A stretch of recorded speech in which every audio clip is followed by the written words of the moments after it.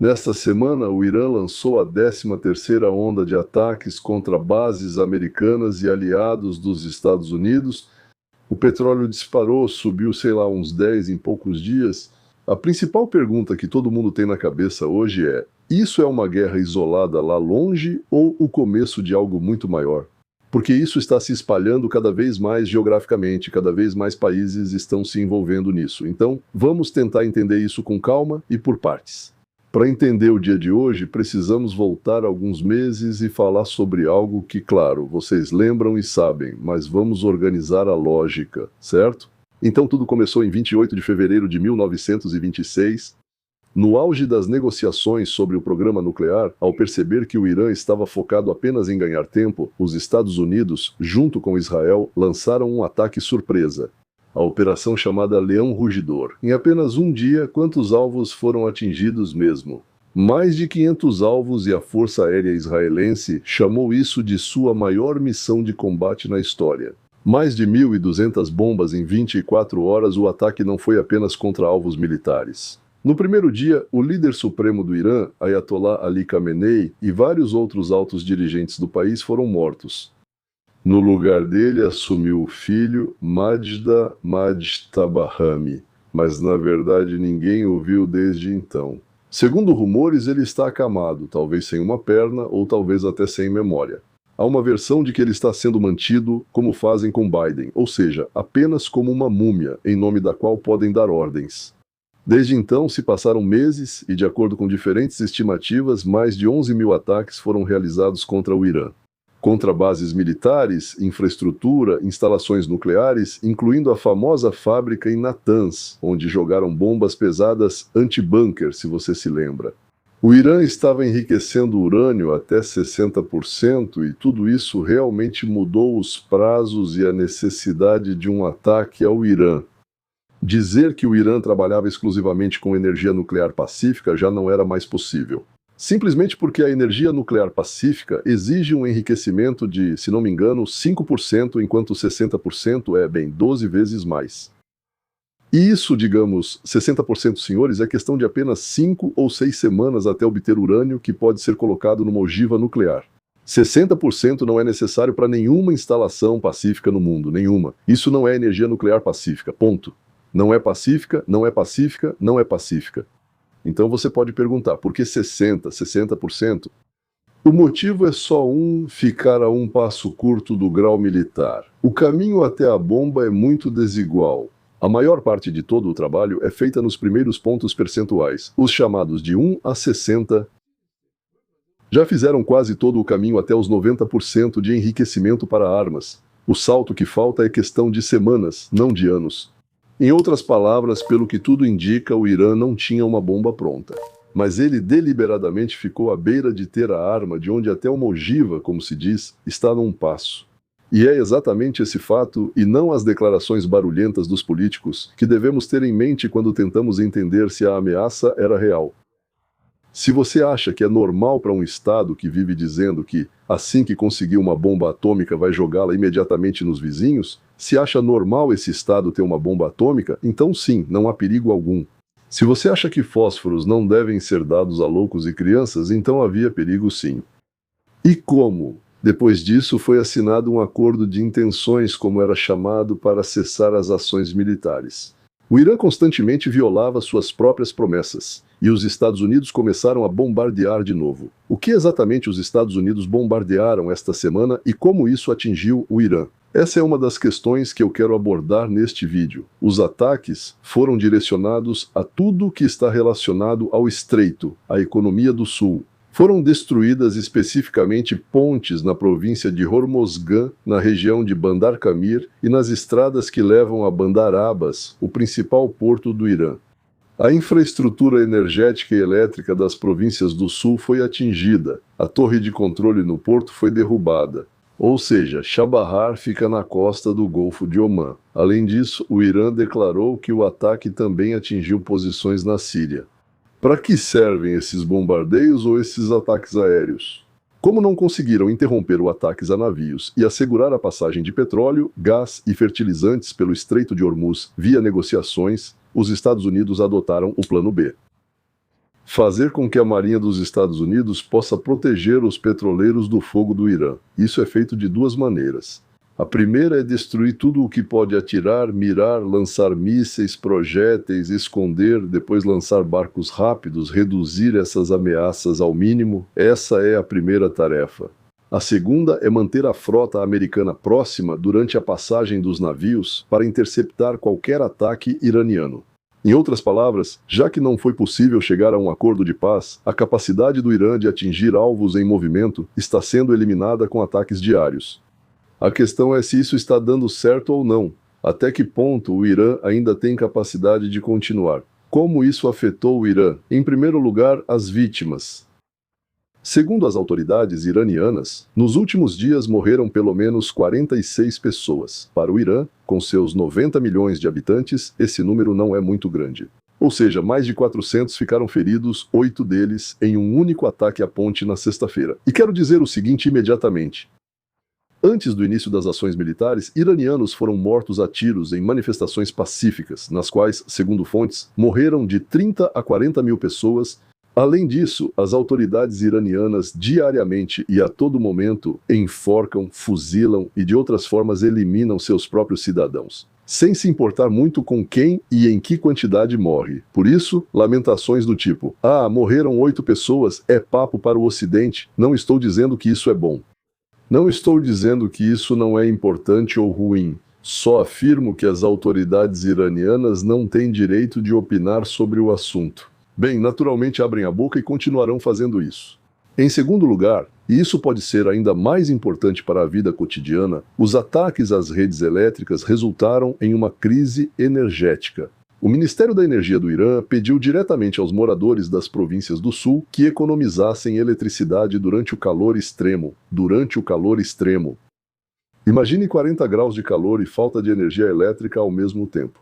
Em terceiro lugar, o porto está paralisado, a capacidade de tráfego ao redor de Bandar Abbas está caindo, e o movimento pelo Estreito de Hormuz diminuiu. Agora bem, na minha opinião, passam por lá 8 navios por dia, enquanto antes dos acontecimentos eram 100, 111 ou 112 navios. E se olharmos para toda a guerra como um todo, o quadro é o seguinte: o Irã perdeu, segundo diferentes estimativas, mais de 6 mil militares. O prejuízo econômico é estimado em até $1 trilhão. Escolas, hospitais e patrimônios culturais foram afetados. Poderia parecer que o regime deveria vacilar. Mas aqui está o interessante: não houve uma fuga em massa dos militares. Ou deserções para outro país, seja para lá ou para cá, e mudanças de lado, isso não acontece. O governo iraniano, apesar das perdas terríveis, ainda se mantém firme. A queda do regime que muitos esperavam ocorrer naturalmente ainda não aconteceu, e agora isso nos afeta diretamente. Desde o início da guerra, o Irã fechou o Estreito de Hormuz, um gargalo estreito por onde passa uma enorme parte do petróleo mundial. Os Estados Unidos responderam com um bloqueio naval. São navios e portos iranianos, vários petroleiros desviados. Um tentou romper o bloqueio e foi atingido. No fim, vimos o resultado no posto de gasolina. Só nesta semana, o preço do petróleo subiu cerca de 10%, ultrapassando $86 por barril. Bem, quase isso. Neste mês, quase atingiu o máximo. E aqui é preciso ser honesto com os telespectadores. O preço da gasolina nos Estados Unidos depende diretamente do que acontece nesse estreito distante, no qual a maioria de nós nunca vai nem passar de avião para olhar lá embaixo pela janelinha. Mesmo quando a guerra acontece em algum lugar distante da nossa casa, somos nós que pagamos por ela. Toda vez que paramos no posto de gasolina, o Irã se preparou para a guerra por muitos anos e supunha que os Estados Unidos, Israel e talvez outros países acabariam em suas fronteiras. O Irã criou um mecanismo poderoso, os chamados grupos por procuração. Em todos os lugares possíveis, o Irã gastava enormes quantias de dinheiro que roubava da própria população, sem permitir que as pessoas vivessem normalmente. Acontecia de tudo por lá. Sim, criava, construía e mantinha exércitos terroristas, e os posicionava ao redor do perímetro, para, com a ajuda deles, atacar civis em Israel, atacar os campos de petróleo da Arábia Saudita, atacar as instalações de gás do Catar, uma ideia talentosa, aliás. Só que no fim das contas ela não funcionou. O ato monstruoso cometido pelo Hamas em Israel permitiu que Israel começasse a destruir em massa grupos terroristas. No Líbano, em Gaza, depois também um ataque ao regime iraniano. Às vezes, acontece que eventos terríveis levam a algumas mudanças positivas. A morte de mais de 1.000 israelenses pelas mãos de assassinos selvagens levou Israel e os Estados Unidos a destruírem ou enfraquecerem todos os grupos proxy que o Irã vinha criando por muitos anos. Após o assassinato de Khamenei, o Hezbollah retomou os bombardeios contra Israel em março, chamando isso de vingança. Começou uma guerra em grande escala, no Líbano, quero dizer. Mas nesses meses o grupo foi tão, digamos, sacudido que pode-se dizer que foi praticamente destruído. Seus comandantes foram mortos, o chefe de inteligência, o comandante da Frente Sul.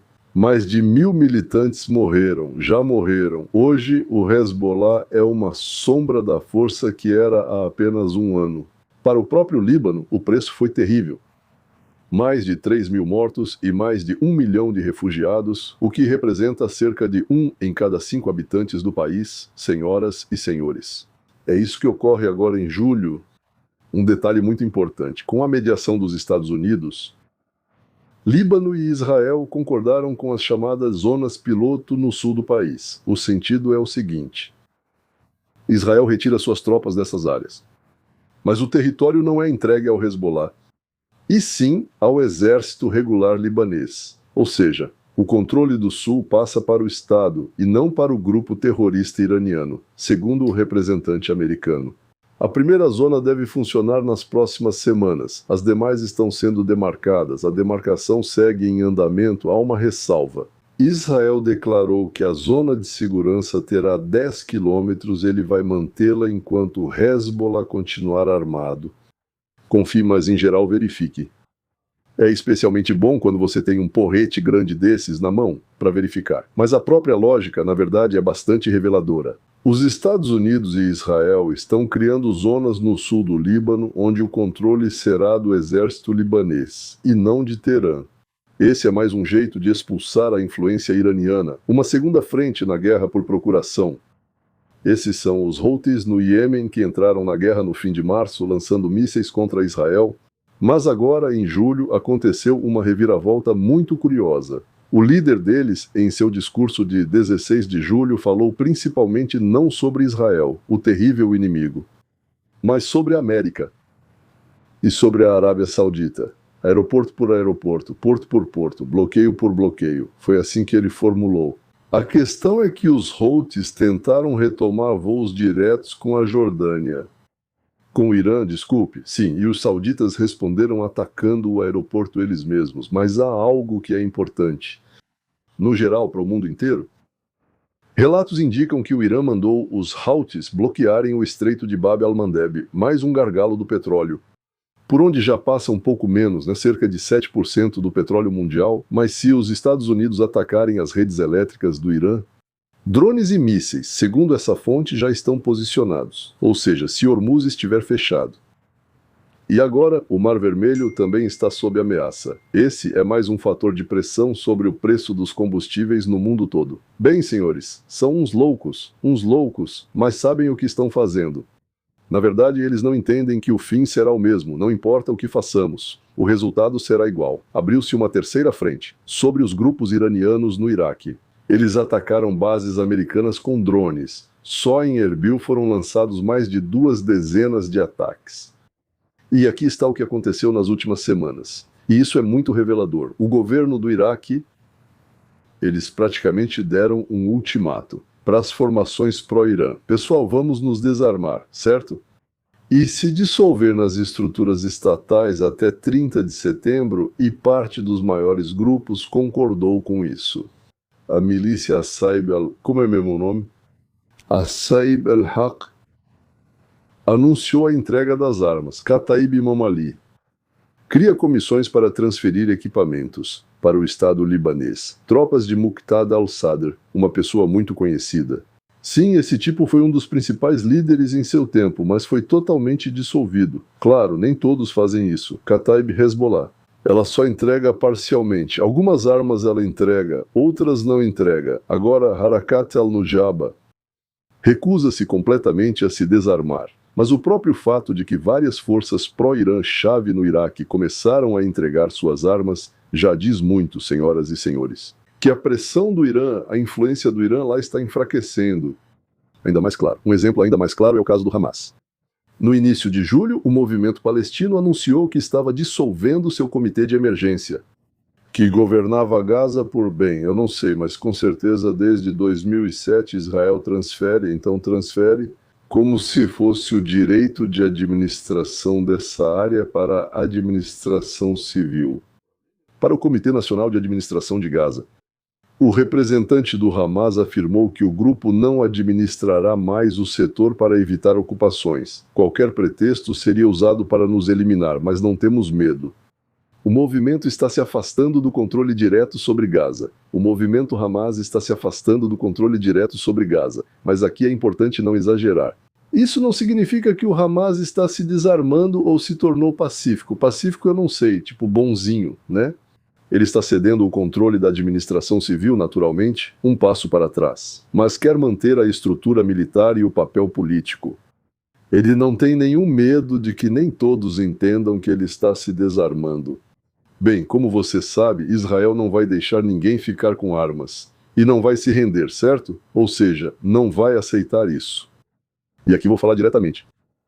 Na minha opinião, eu não acredito que o Hamas realmente vá se desarmar. Dar o cargo para os funcionários talvez até dê, mas entregar voluntariamente as armas que são a base do seu poder, isso não. Muito provavelmente, isso é uma jogada tática para tirar a pressão de cima deles e ganhar tempo. E não um afastamento sincero da violência. Gazov tem uma pergunta.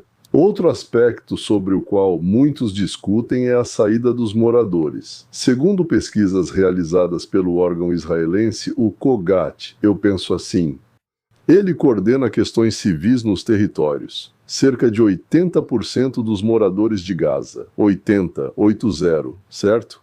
Eles demonstraram interesse na possibilidade de se mudar para um terceiro país. Autoridades israelenses acreditam que o número real pode ser ainda maior. Os críticos discordam, que a pergunta foi formulada de maneira imprecisa, de forma vaga, que, em condições de guerra e destruição, as pessoas podem não ter respondido com total sinceridade. Bem, na verdade, se não tivessem respondido com total sinceridade, teriam dito exatamente o contrário. Teriam dito, não queremos ir a lugar nenhum, tudo bem. Mesmo com essas ressalvas, está claro que o tema da partida é real para muitos em Gaza. O problema é outro. A questão é, para onde? O Conselho da Paz, liderado por Trump e Israel, sondou vários países e quase sempre recebeu uma recusa. Egito? Não pode. Jordânia? Não pode. Sudão? Respondeu categoricamente não. Somália? Ela mesma. Como é mesmo? Somália? REN? Notaram que nunca ouviram falar de nada disso, nunca pensaram nisso, não querem e não vão querer. Eles mesmos sonham em tirar alguém de lá. Agora, aceitar alguém para si, aí já é outra história. Ou seja, de acordo com esses dados, muitos gostariam de sair, mas até agora ninguém concordou em recebê-los. E já acrescento, os defensores dos direitos humanos alertam que forçar as pessoas a sair seria uma violação do direito internacional. E isso, é claro, não queremos fazer. Então, a linha entre permitir que as pessoas saiam voluntariamente de um lugar destruído, sim, e expulsar a população é muito tênue. Sobre isso, há uma discussão bastante acirrada no mundo. Está se formando um quadro geral. O Irã está tentando lutar em várias frentes ao mesmo tempo, tanto diretamente quanto através de aliados. Mas quase toda a sua rede de grupos aliados hoje está ou destruída, como o Hezbollah, ou ocupada com seus próprios conflitos, como os Houthis com os sauditas. Ou até mesmo está entregando as armas e se afastando do poder, como os grupos no Iraque e o Hamas em Gaza. O famoso eixo da resistência que Teherã construiu por pelo menos décadas está se desfazendo bem diante dos nossos olhos. E, finalmente, a principal pergunta. Como isso pode acabar? Em abril, houve uma trégua de 2 semanas, mediada pelo Paquistão. Mas ela fracassou. No mês passado, as partes assinaram um certo memorando, mas os combates continuam. Trump ameaça com novos ataques a pontes e à infraestrutura. Se o Irã não negociar, rejeita as condições. Portanto, a conclusão honesta é esta. Ainda não há uma grande guerra terrestre com milhões de soldados, e isso não é esperado. Mas há uma guerra de ataques, bloqueios e pressão. Ela já está envolvendo o Líbano, o Iêmen, o Iraque, a Síria, e atinge duas artérias petrolíferas do mundo, do planeta, eu diria, certo? E é exatamente por isso que ela também nos afeta. Nós que estamos muito longe daquele lugar, através do preço da gasolina, com a ameaça de uma grande escalada e de que isso vire a Terceira Guerra Mundial, através da preocupação sobre como será o mundo em que nossos filhos e netos terão que viver, vou acompanhar o desenrolar dos acontecimentos e manter vocês informados. E vocês, o que acham, aliás? O que os Estados Unidos e Israel fizeram é um uso justificado da força ou é uma aventura perigosa? Escrevam nos comentários.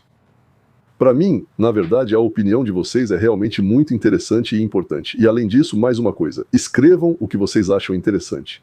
Às vezes paro para pensar se isso ou aquilo é interessante. Também não tenho tempo infinito.